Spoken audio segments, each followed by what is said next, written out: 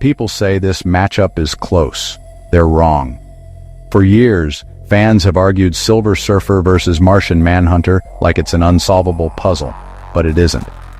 One of these characters has a power that fundamentally invalidates the other's win conditions, and almost no one talks about it.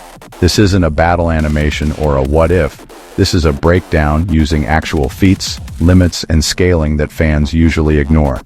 By the end of this video, one side of this debate collapses completely. If you've ever said this fight could go either way, this video is about to challenge that assumption.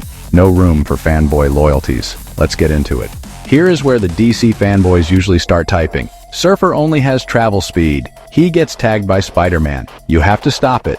Norrin Radd crosses galaxies in seconds and processes information in nanoseconds. Martian Manhunter struggles to keep up with Flash on a good day. We aren't just talking about a race here. We are talking about durability and planetary blunt force. Surfer flies through stars and surfs on supernovas. The gap in physical stats isn't a gap.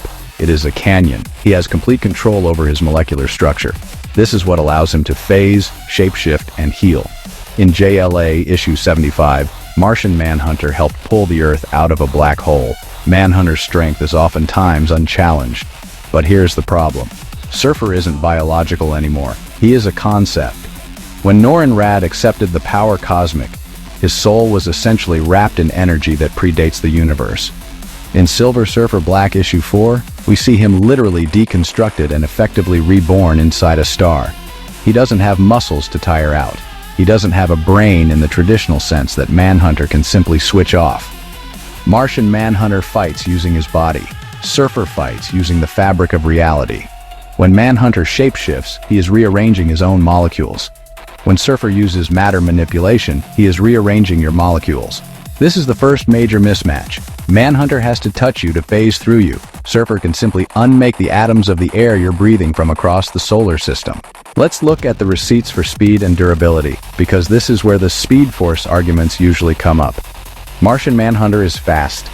He has kept pace with Barry Allen in cruising speed, and in JLA Trial by Fire, as Furnace, he speed blitzed the entire Justice League. He is easily faster than light. If this were a boxing match, Manhunter could land 1,000 hits before a normal human blinked.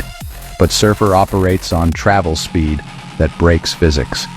During the Annihilation wave, Surfer wasn't just flying, he was sensing distress calls across galaxies and arriving instantly.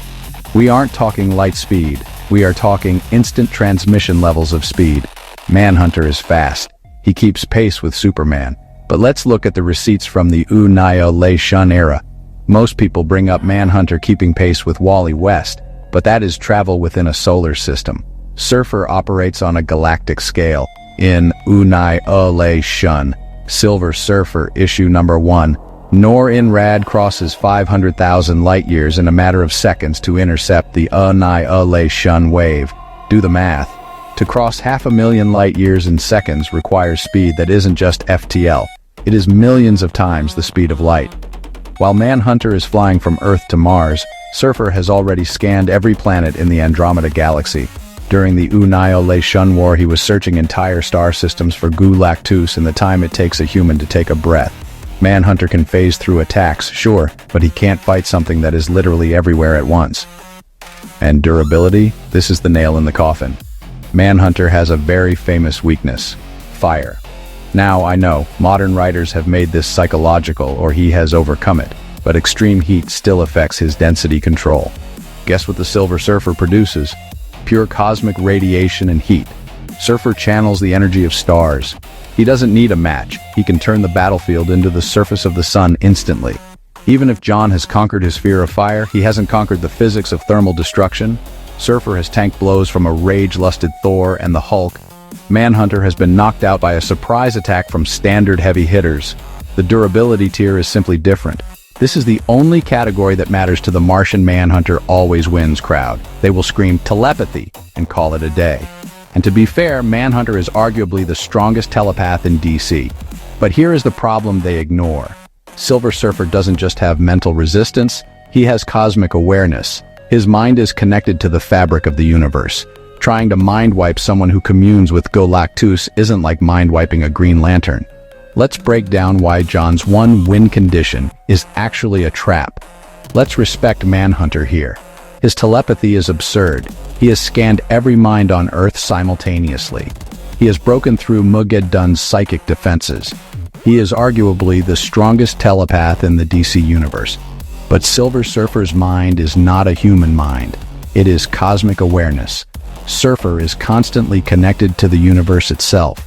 His mind processes the birth of stars and the death of galaxies in real time.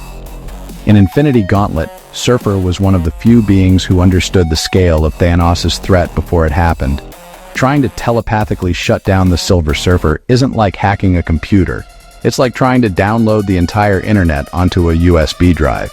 The sheer volume of cosmic data Surfer processes would likely fry John's mind if he tried to enter it deep enough to force a shutdown. The pro-DC crowd always argues, Manhunter will just mind wipe him. But let's look at JLA, Trial by Fire, specifically issues number 84 through 189. In that arc, we see the upper limits of Martian telepathy. When Manhunter attempts to absorb the collective subconscious of humanity to stop a burning chaotic force, he doesn't dominate it, he breaks. The influx of chaotic data destabilizes his mind and unleashes furnace. Now compare humanity's subconscious to the power cosmic. The Silver Surfer's mind channels the energy of the universe itself. In Infinity Gauntlet, Surfer's mind withstands direct psychic assault from Thanos wielding the Mind Stone. If the collective anxiety of Earth was enough to break Manhunter into furnace, attempting to enter the mind of a being who creates black holes with a thought wouldn't wipe the Surfer. It would lobotomize the Martian. Moondragon, a Thanos-level telepath, has failed to control Surfer. The odds of John doing it before Surfer blasts him are near zero. If you box score these two, you might trick yourself into thinking it's a 6 out of 10 fight. It isn't. It is a 10 out of 10 execution. Martian Manhunter is a Justice League heavyweight. Silver Surfer is a cosmic abstract. The moment Norrin decides the fight is over, it is over. So how does this end? In a death battle, Martian Manhunter is a Swiss Army knife. Silver Surfer is a nuke. Manhunter has to get close or enter Surfer's mind to win. Surfer just has to think, and the area around Manhunter becomes a black hole, or a supernova, or a vacuum. Surfer can drain the solar energy from Martian Manhunter's cells, the very source of his power, in seconds, just like he did to the Hulk. The Silver Surfer wins this fight every time. Like it or not, the Surfer would not lose to Martian Manhunter. The power cosmic and the transformation as Herald of Galactus would make him too powerful for Martian Manhunter. Let me know if you agree in the comments. I welcome a friendly debate. Convince me that Martian Manhunter wins and I will make an updated video. For more comic assessments and what-if matchups, like and subscribe. See you next time and stay geeky.